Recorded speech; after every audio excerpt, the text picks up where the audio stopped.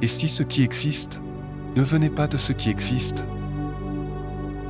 Et si la matière, l'énergie, l'espace et le temps n'étaient que la partie visible d'un langage plus profond? Bienvenue dans Matériel Immatériel, le podcast qui explore la face invisible du réel, là où la matière rencontre l'idée, là où l'univers révèle sa trame d'information, là où la pensée précède le monde. Aujourd'hui, pour ce tout premier épisode, une question vertigineuse. Comment ce qui existe pourrait-il être la cause de son propre existence? Imaginez une boîte fermée. Une boîte qui contiendrait toute la matière, toute l'énergie, tout l'espace, et même le temps. Et maintenant, on vous dit que cette boîte est faite toute seule. Mais pour ce faire, elle aurait dû exister, avant d'exister. Ça n'aurait pas de sens, n'est pas? Pourtant, il y a bien des choses qui existent avant d'exister. Un brevet. Il est enregistré avant que l'invention ne voie le jour.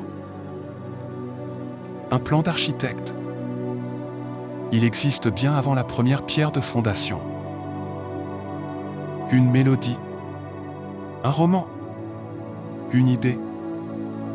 Ils existent dans la pensée, avant de se matérialiser. Ce sont des choses qui, d'une certaine manière, existent avant d'exister. Mais elles n'existent pas par elles-mêmes. Elles dépendent d'une conscience, d'un esprit, d'un regard. Autrement dit, elles existent avant d'exister, parce qu'un agent intelligent les rendra possibles. Quelqu'un les pense.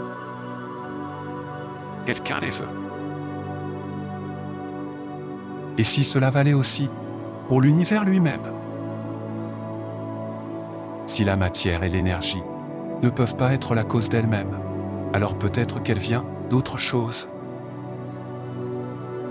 Quelque chose qui les précède. Quelque chose qui les informe. Quelque chose d'immatériel. Et si la structure première du réel n'était pas matérielle, mais informationnelle? Car le génome est un langage. Les constantes physiques sont réglées comme un code. L'univers obéit à des lois qui sont traduites dans des équations. L'univers serait-il une pensée devenue visible? Peut-être que le point de départ de la réalité n'est pas matière. Peut-être qu'il est immatériel.